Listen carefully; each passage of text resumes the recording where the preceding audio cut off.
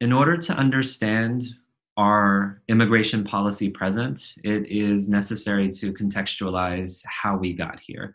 When we think about then candidate Trump, he made immigration his signature issue. Upon assuming office, one of the first executive orders that he signed was related to immigration and the southern border.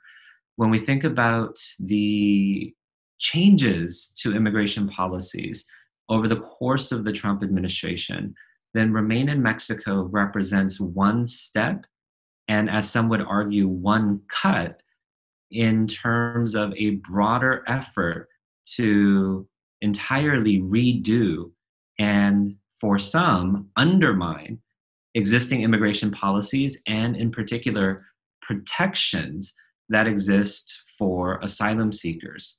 So when we imagine immigration policy reform in the United States, one can think about issues like the legal status of undocumented immigrants, whether or not states and localities are working with federal immigration enforcement officials, the number of visas that we give.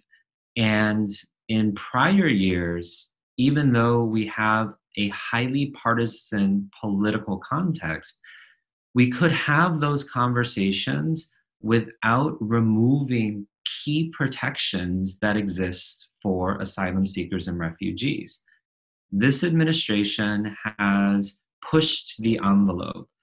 And so, as I alluded to earlier, whereas some may see immigration policy change, others may see cuts to those protections that exist for asylum seekers and for refugees. So the Remain in Mexico policy started in 2019 in January. And just a month before that, the president issued an executive order. That executive order sought to change how the asylum process worked in the United States. So when an individual presents him or herself, and many times we see families at the southern border requesting asylum, then historically that has triggered a credible fear interview where a trained asylum officer would interview the individual to determine whether or not that person does indeed have a credible fear and should thus be admitted into the United States to await his or her immigration proceedings. This process is designed to ensure that those who need protection from persecution are not turned away from the United States.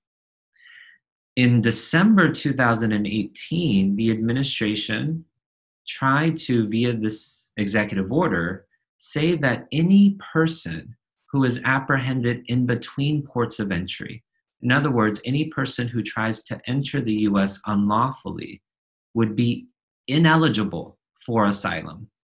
Now, this was quickly struck down by the courts because we have in our asylum law in 8 USC 1158 language that makes clear that individuals can request asylum whether or not they arrive in the United States at a designated port of arrival. In other words, that language exists to ensure that those who are attempting to enter the US, no matter how they enter the US, are able to request asylum. And so that was quickly struck down. But next, we had the beginnings of the Remain in Mexico policy. Now, with the Remain in Mexico policy, as others have already discussed in detail, there is a bit of political theater when it comes to justifying the Remain in Mexico policy and similar policies. The political theater is to say that there is a crisis at the southern border, that there are large numbers of asylum seekers, or, per this administration's view, individuals who are using the asylum process as a backdoor to attempt to enter the United States. And so the political theater is designed to, for those who don't pay that much attention to the southern border, to evoke concerns and anxieties about large numbers of individuals attempting to enter the United States. The so-called asylum crisis, as this administration has described, is not supported by the evidence. So when we think about the theater involved and juxtapose that against the data that Customs and Border Protection, so the federal government agency that is responsible for patrolling the southern border, then we see that apprehensions of undocumented immigrants at the southern border are nowhere near historic highs. And so this so-called asylum crisis and this political theater is by design intended to attract support for policies that, again, clamp down or cut protections that exist in our asylum and refugee laws. Now, it is important to note that the Trump administration is not the first administration that has tried to change some of the policies at the southern border vis-a-vis asylum seekers. Back in 2014, there was an increase in unaccompanied Central American minors coming to the US requesting asylum. There was also an increase in Central American families during that period. In 2014, the Obama administration, in response to that increase, sought to do a couple of things. One is technical. It sought to amend a piece of legislation called the TVPRA. In other words, if it could successfully amend the TVPRA, then that would have meant that the Central American unaccompanied minors who were coming to the United States could be deported expeditiously back to Central America with very few due process protections. So there was a moment during the 2014 period that the Obama administration considered this. Thankfully, it did not go through. But the Obama administration also responded to the increase in families coming to the southern border in 2014 by attempting to change what is called the Flores Settlement Agreement. The Flores Settlement Agreement ensures that minors who are held for immigration detention purposes are held in the least restrictive settings. In other words, the Flores Settlement Agreement tries to create minimum standards to take care of children if they have to be detained. Part of this is not allowing children to be detained for more than 20 days. And so in 2014, the Obama administration attempted to change the terms of the Flores Settlement Agreement so that minors could be held in family detention centers for more than 20 days, potentially indefinitely, pending the family's immigration court proceedings. So the Trump administration has picked up, in some respects, where the Obama administration left off. Now, by no means do I want to conflate the two administrations. So the Obama administration, even when considering amending the TVPRA, quickly pulled back because of advocacy efforts as well as its internal moral compass. But vis-a-vis the Flores Settlement Agreement, the Obama administration saw family detention as one response to the increase in the number of asylum-seeking families coming to the United States. So that is something that the Trump administration has also tried to do. So for our timeline, we have the Trump administration coming into office, making immigration a signature issue, changing policies via executive order. When it comes to the southern border and asylum in particular, a 2018 presidential proclamation in the form of an executive order sought to undermine 8 U.S.C. 1158 by making those who enter or attempt to enter the U.S. in between ports of entry ineligible for asylum. That was struck down. So in 2019, we have the Remain in Mexico policy. And simultaneously in 2019, the Trump administration also tries to amend the TVPRA in a similar way to allow for the detention of children beyond 20 days in residential detention centers. I think there are two important points to be made when it comes to thinking about the Obama administration's response to the increase in asylum seekers at the southern border and the Trump administration's response. When we think back to 2014, we are in a moment where in the United States, we had just passed a comprehensive immigration reform bill in our Senate, so our upper house. And that comprehensive immigration reform bill included a path to citizenship. Now, that was seen as the last best shot at comprehensive immigration reform in the United States that we've had for decades. And so many, not just academics and political pundits, but those who were playing the inside game. In other words, decision makers, their staffers, as well as advocacy organizations that were visiting regularly with decision makers. There was a hope that if there was an exchange when it came to border security, that exchange would result in Republican support for a path to citizenship. In the Senate bill, that was actually measurable, because in the Senate bill that I referred to that passed in 2013, that included tens of billions of dollars for border security to go to Customs and Border Protection, for more agents, for more technology. And we did not ultimately get comprehensive immigration reform in 2013 because the House of Representatives, our lower house, never voted on the bill. And so the lingering effects of that may very well have played a part in the calculation of the Obama administration as a response to the 2014 increase.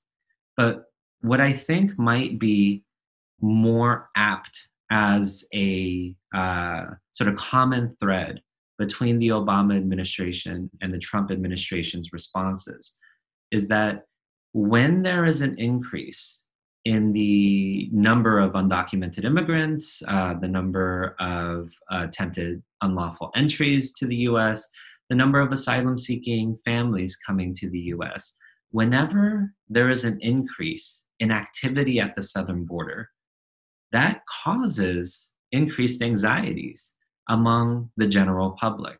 Because for those who do not pay attention to the day-to-day numbers, they see news coverage of images of people coming to the southern border.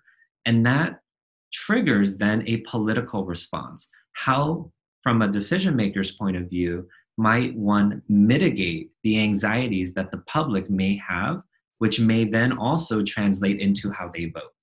And so that common thread across both administrations, I think, existed, wherein the response, part of the calculation is that, well, regardless of what the true numbers may be, regardless of what the increase may actually look like, it's making news, and thus it necessitates a response. And so part of what the Obama administration rationale was for something like amending the Flores settlement agreement, and part of what the Trump administration's rationale was for trying to also amend the Flores settlement agreement, but also when it issued the presidential proclamation, also when it launched the Remain in Mexico policy. The argument is that doing these kinds of policies will decrease the number of asylum-seeking families coming to the southern border. And so to the general public, they are saying, yes, we hear you, we feel your anxiety, we are responding, and our response will deter future flows. That, of course, works politically as a sound bite, but the data do not support that as well. My own research has shown that whether it be the expansion of family detention under the Obama administration or the beginning of the Remain in Mexico policy under the Trump administration, the policies themselves do not deter, and we see that in the month-to-month numbers from Customs and Border Protection. But more importantly, the policies do not deter because they do not address the underlying motives that individuals have to come to the United States. And if the underlying motives for asylum-seeking families is protection from persecution, then a policy does not remove that necessity. At my center, we partnered with migrant shelters in 2 Mexican cities on the Mexico side of the southern border with California. So those cities were Tijuana, across from San Diego, and Mexicali, which is across from a city called Calexico in the United States. So we ended up interviewing over 600 asylum seekers for this project. And these are asylum seekers who have been returned to Mexico under MPP. Now, we were able to verify that they were returned to Mexico under the Remain in Mexico policy by looking at their documents. And just to give the audience a sense of the setting, for the San Ysidro port of entry, you can imagine a large facility, but with a pedestrian walkway. So large sidewalks where people cross the border after they have been inspected. When an asylum seeker is returned to Mexico under the Remain in Mexico policy, they tend to have a bag with the Department of Homeland Security logo, a clear bag that has all of their belongings. So they have been processed in that facility where they were processed. All of their belongings are inspected before, for safety precautions, and then given back to the asylum seeker in theory, because we have some data there as well. But when they are returned to Mexico, you see large groups because they tend to be returned on buses at the same time. And so you can see large groups of individuals walking from the US side to the Mexico side, carrying their Department of Homeland Security clear bags with all of their belongings. In Mexicali, the setting is much starker because there is a tunnel that goes from the United States side and it emerges in the Mexico side.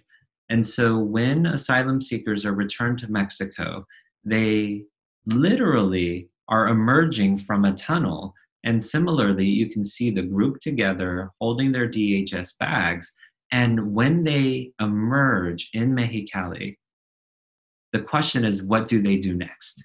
And sometimes there are migrant shelters there and NGO partners there to greet them. Sometimes there aren't anybody there to greet them. And so it becomes a very precarious situation from the moment they step foot in Mexico in terms of potentially not knowing where to go next. But before this process even begins, what we did in the surveys was ask about their interactions with US immigration officials. So when it comes to the interactions with US immigration officials, we asked whether or not the respondents expressed fear of returning to Mexico. So prior, if there was an asylum seeker who requested asylum and affirmatively expressed fear, then the trained asylum officer would come in and administer an interview. Now, as part of the MPP process, that in theory is still supposed to happen, but there is no language that requires immigration officials to ask an individual whether or not they fear being returned to Mexico. And so the distinction here is expressing fear as an asylum seeker of persecution in his or her own country. But now we have this additional layer of potentially needing to affirmatively express fear of being returned to Mexico. So US officials do not ask that question, but in our surveys, we asked respondents whether or not they affirmatively expressed fear of being returned to Mexico. So as a matter of process, several did, in fact, express fear of returning to Mexico. So the question then becomes, did that then trigger a credible fear interview with a trained USCIS asylum officer? And there, what we found is that the answer is generally no. That even if an individual affirmatively expressed fear of being returned to Mexico, they were not given a secondary interview. So when we think about the protections that exist in asylum and refugee law, we want to ask these questions because we want to give individuals due process to tell their migration stories so that we can have some confidence that we are not returning individuals to places where their life or freedom will be threatened. But 9 out of every 10 of our respondents expressed fear of being returned to Mexico. Of these individuals, only 40%, so 4 out of 10, were given a secondary interview, which means that 60% were not. Now, most of these individuals who, even if given a secondary interview, found themselves under the Remain in Mexico policy with a new standard. So prior to the Remain in Mexico policy, there was a credible fear threshold that needed to be passed in that initial asylum interview. For the Remain in Mexico policy, the standard has increased. So we have raised the bar to make it more difficult to pass an initial credible fear interview, which means that because we surveyed these individuals in Mexico, even if they expressed fear of returning to Mexico, all of them were nonetheless returned to Mexico. So that's partly a function of this increased standard. But what is really striking about the interactions that we had with these asylum seekers is that nearly 2/3, 2 out of every 3, told us that their persecutor has access to them in Mexico. So when we think about proximity, many of these individuals are Central American asylum seekers from the Northern Triangle, Guatemala, Honduras, and El Salvador. These countries are immediately south of Mexico. So this would be akin to, your neighbors to the south, for example, Spain. Is that far enough? If your persecutor is in Spain and you are in France, is that far enough? Are there sufficient safeguards in place where an individual cannot easily go from Spain to France and find you? Arguably no. And in this circumstance, the answer is similar. Arguably no. We know that if an individual is fleeing drug violence, then cartels have reach across not just the Northern Triangle in Mexico, but across Latin America and into the United States as well. So when we think about nearly 2 out of every 3 telling us that their persecutor has access to them while they are in Mexico, then I don't see how a reasonable person can conclude that the Remain in Mexico policy has sufficient safeguards in place to prevent the return of an asylum seeker to a place where his or her life will not be threatened. So in addition to that, we asked about experiences of physical abuse, threats of physical violence, homelessness as well, food insecurity, and the numbers are bleak. So focusing on experiences of physical violence and threats of physical violence. We, out of the over 600 asylum seekers that we interviewed, approximately 1 out of every 4 have been threatened with physical violence at the time of the interview. 1 out of every 4. Now, there are over 60,000 asylum seekers who have been returned to Mexico under the Remain in Mexico policy. So that would amount to roughly 15,000 people. Now, what's even more bleak is that roughly half of those individuals who have been threatened with physical violence have indeed experienced physical violence while in Mexico. So if we're just abstracting the numbers, that means 7,500. Human Rights First is collecting news stories of incidents of kidnapping, murder, rape, etc., of asylum seekers who have been returned to Mexico under the Remain in Mexico policy. That count is now over 1,000 news stories.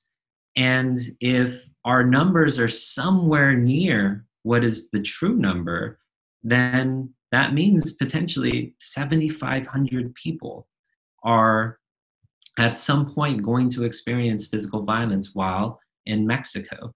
And so we believe that this is only the tip of the iceberg, because in collecting the data, in asking the questions, I was also able to statistically model the data.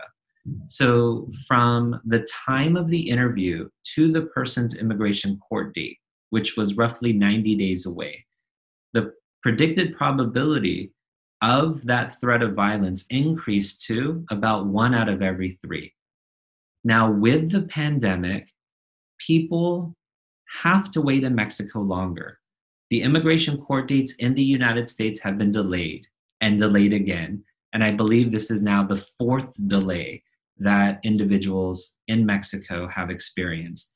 So if we just think about the length of time in Mexico as being a significant predictor of being threatened with physical violence, then every day matters for whether or not these individuals not just are able to make it to their immigration court date to have due process, but it matters for whether or not these individuals are able to feel safe and not be threatened with violence and not experience violence.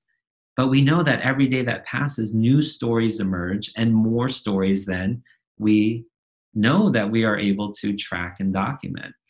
And so the interviews with asylum seekers that we conducted, this was in Tijuana and Mexicali. These are relatively safe places in Mexico.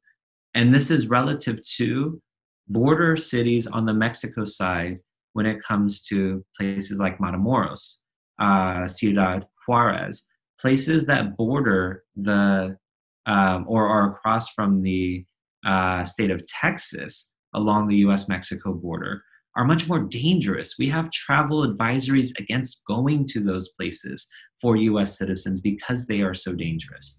And so we actually had a trip planned to Matamoros to conduct similar interviews. We had to cancel that trip because our host had a colleague who was kidnapped just days before, and thus could not ensure our safety.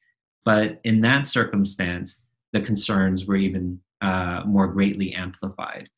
And so from the great work of Human Rights First and tracking these media reports, to our surveys and our ability to statistically predict the likelihood of being threatened with or experiencing physical violence, altogether we are underestimating. If we are telling a bad story, then it is even worse, because at least for the surveys that we conducted, we are not able to get into the most dangerous places. And if we were able to, then our percentages we would expect to be much higher. For those on the outside looking in, looking at the United States under the Trump administration and scratching your head at why it is we have a president who is able to do so many things in so many different policy arenas that just 4 years ago we thought were unthinkable. Then I can empathize with those who are concerned for the health of America's democracy. And believe me, I am concerned about the health of our democracy. We have the executive, and the executive has a lot of authority and power when it comes to changing policies. There are certain procedures that need to be followed when changing policy. And sometimes this administration has followed those procedures. Other times, like with the Remain in Mexico policy, it has not. So there's something called the Administrative Procedures Act, which requires the executive and the administrative branch to articulate the regulations for any policy change that it wants to implement. And for the Remain in Mexico policy, it did not do that, which is one of the legal arguments against the Remain in Mexico policy, in addition to all of the other concerns that have been expressed already. The Administrative Procedures Act can only do so much, because if there is something that the executive has been able to do via policy change that is putting lives at risk, then our system of checks and balances is supposed to kick in and hopefully stop those things. So when we think about our system of checks and balances, we have Congress, the legislative branch, as being one of those checks and balances. But we have a dysfunctional Congress. We have a lower house of 435 members, so it takes 218 votes for any piece of legislation to pass the House.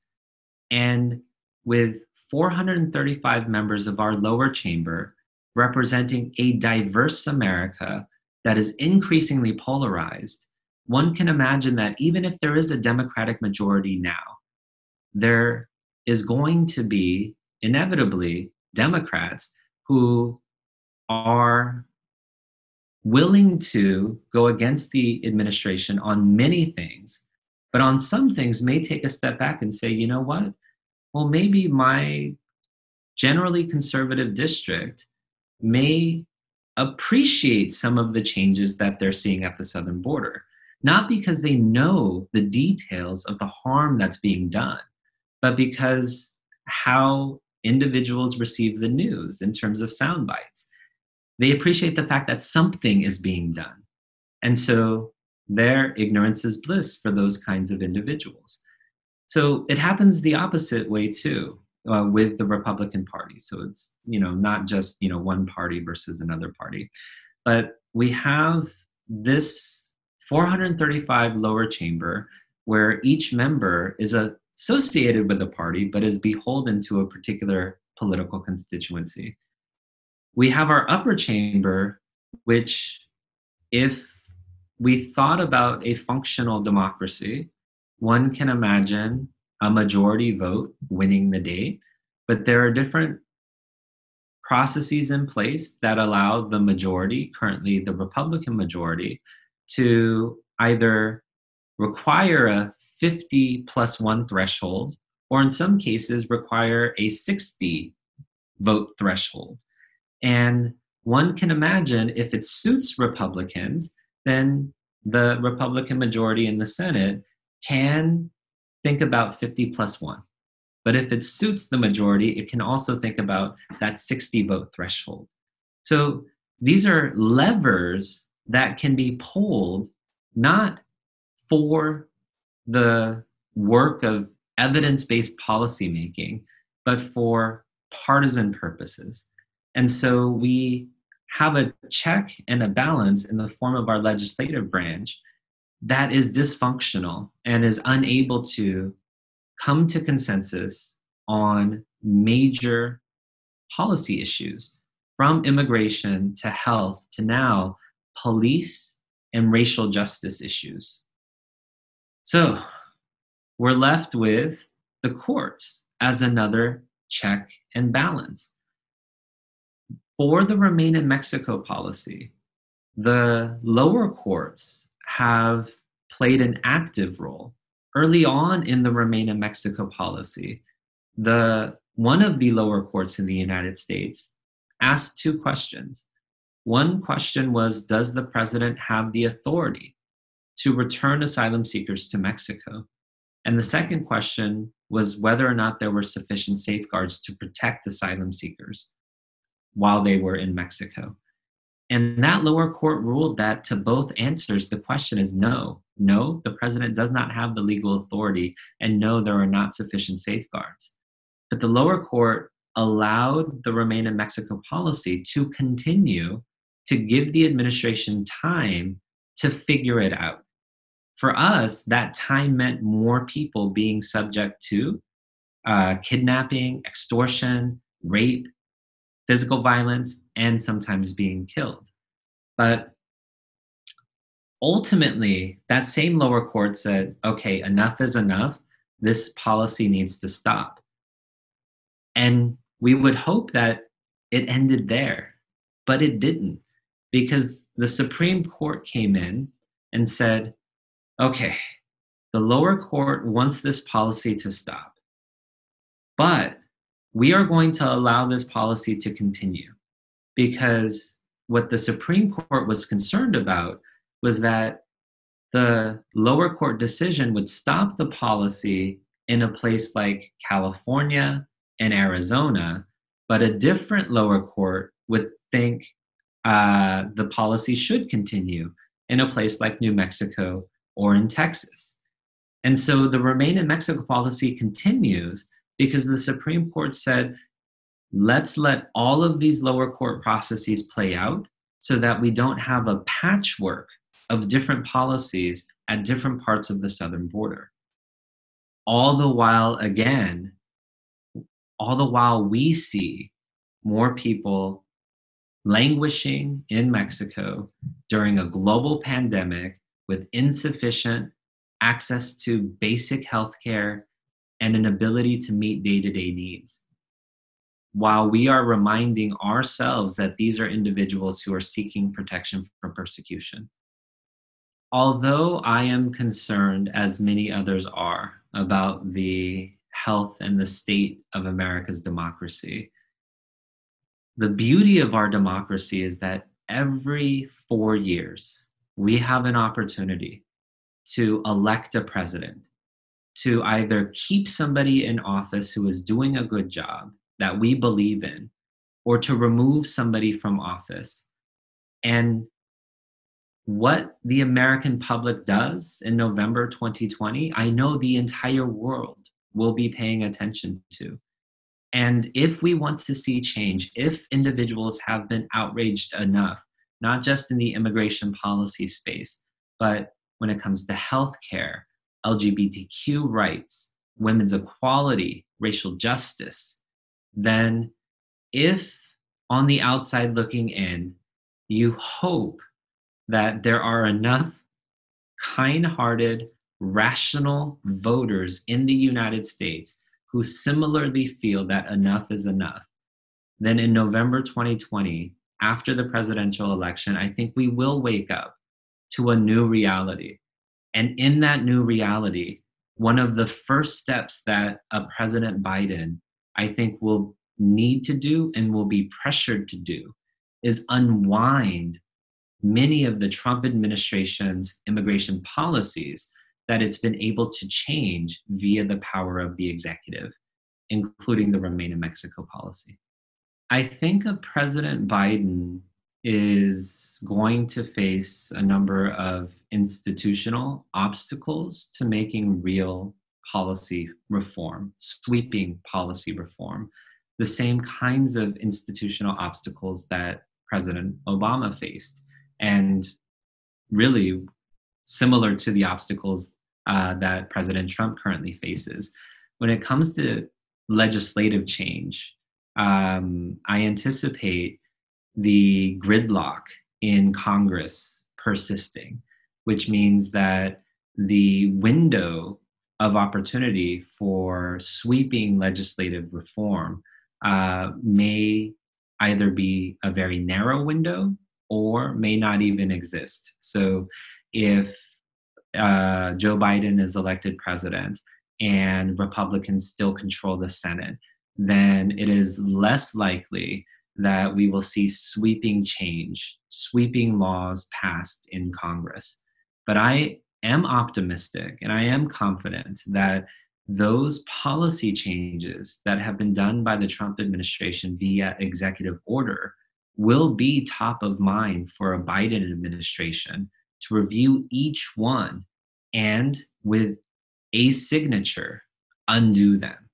Because when we think about the power of the executive via an executive order, sometimes all it takes is a sentence which says something to the effect of all prior executive orders conflicting with this one are hereby rescinded.